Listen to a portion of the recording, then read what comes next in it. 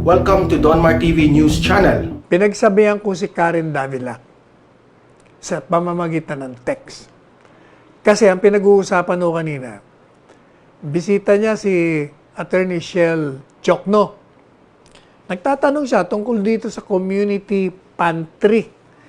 At ito naman, for the first time, alam nyo, wala akong believe dito kay Attorney Chocno. Pag ito ini-interview, marami itong mga kalokohan, mga pasaring, kung ano-anong intriga. Pero this time, sabi ko, ganyan dapat ang mga sagot na bilang abogado, yun ang tama naman yung sinasabi.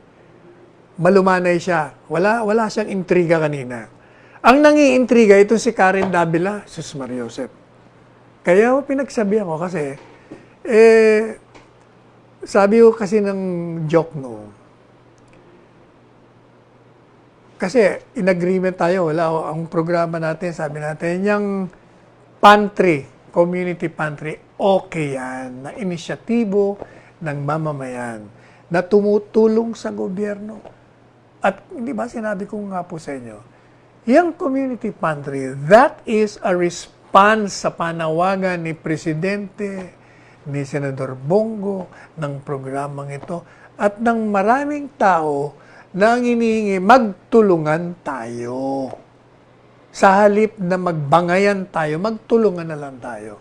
At itong isang mamamayan nga, siguro naisip niya, na o nga, makagawa nga ako ng community pantry, kung saan mangangalap siya on her own, at saka sa tulong ng mga ibang gustong mag-donate, at ilagay sa isang lugar, at sabihin sa tao, yung may gusto sa inyong mag-donate, donate kayo.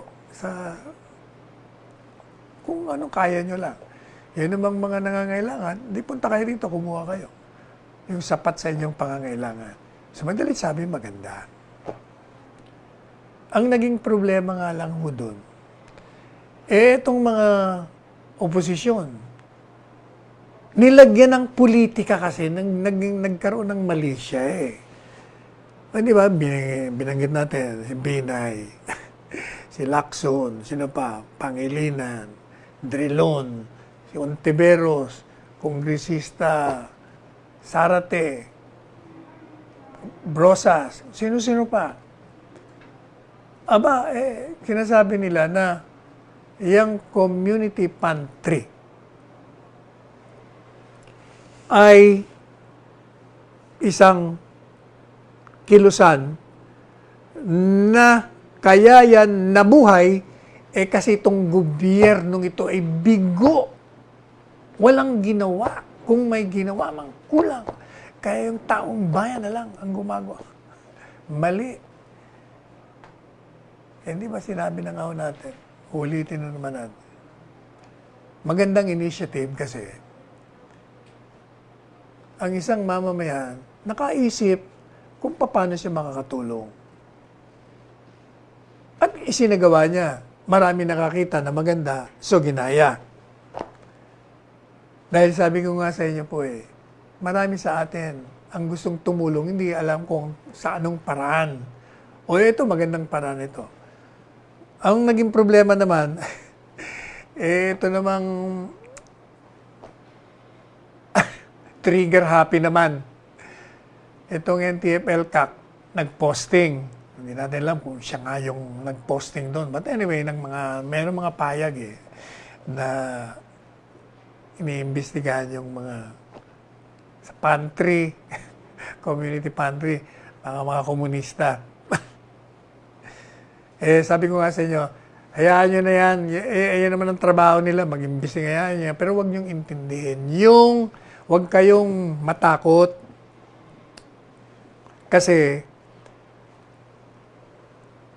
sabi nga ni Presidente, maganda yung initiative because this is a response sa panawagan nating lahat na tayo'y magtulungan sa panahon ng pandemya, panahon ng krisis. Hindi po ba? Now, sabi ng iba, teka muna, baka may mga may mga baka nangiintriga. Nangangampanya laban sa gobyerno. Meron pa mga plaka-plakard dyan, kung ano-ano. Unang-una, teka muna. Huwag niyong kakalimutan, ha. Nakarapatan ng tao magpahayag ng kanilang damdamin laban sa mga abuso ng gobyerno. Karapatan, no? That's a constitutional right. Ang mahalaga po dyan sa community pantry, it is a private initiative that has caught the imagination of those who want to help and are replicating such kind of civic action. Ngayon, sabihin ng iba, teka muna, yung ano dyan, sino yun? Si Patricia Gabriela yan, komunista, legal front yan, Gabriela. Teka muna, alam nyo, anong gusto nyo? Yung isang sinasabing miyembro ng Gabriela, pumunta sa bundok, sumama sa komunista, may pagbarilan, o gumawa ng isang ganyan, civic action na magbigay ng kanyang, yung sobra sa kanya, tapos mangalap siya ng iba. Alin ba ang gusto niyo sa dalawa? Maganda nga yung ginawa niya. Ang magiging problema lang, ito, pagsasabihan kita, Patricia, kasi narinig kita kahapon Kasi hanga ako sa ginawa mo Kaya lang, ang maging problema, meron kang mga katagang binitawan. Yan. Kaya mami-misinterpret ka. You know why? Kasi sabi mo, President Duterte, sana po itong maging wake-up call sa gobyerno. Nakulang ang inyong ginagawa. Binigyan mo ng kulay tuloy Dapat hindi mo na sinabi yon. Kasi nga, ang una mong sinabi, ako po gusto ko lang talagang tumulong. Okay na yun. Gusto kong tumulong. Stop ka na doon. Ngayon, by saying that, you adopted yung mga banat ng mga nagbibigay ng mali siya. Yung mga senador na binanggit ko sa'yo, yung mga kolumnista, yung mga kongresista na sinasabing, kaya yan nilika. Dahil may problema ang gobyerno. Bigo. You failed the citizenry. Hence, the citizenry are doing what they can to help one another. Bumanat ka na wake-up call. It's not a wake-up call.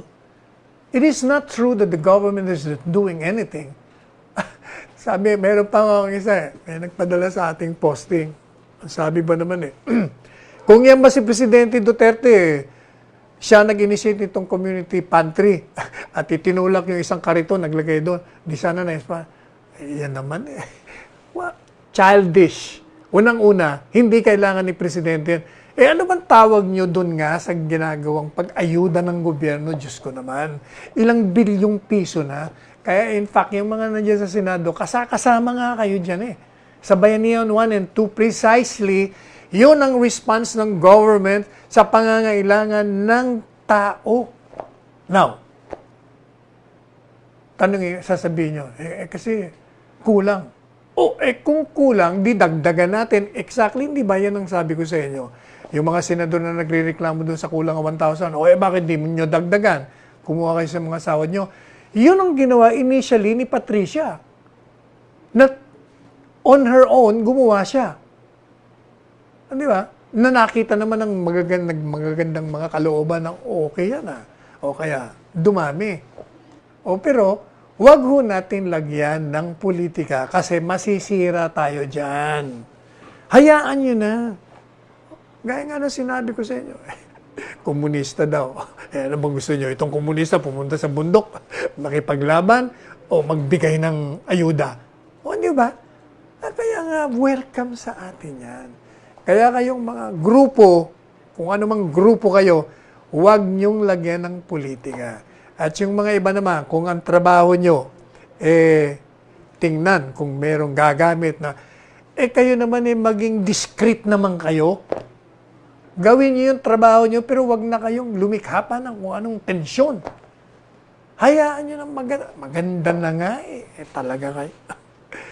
kailangan maging malumanay tayong lahat. Hindi ba sinasabi nga natin, let us love one another.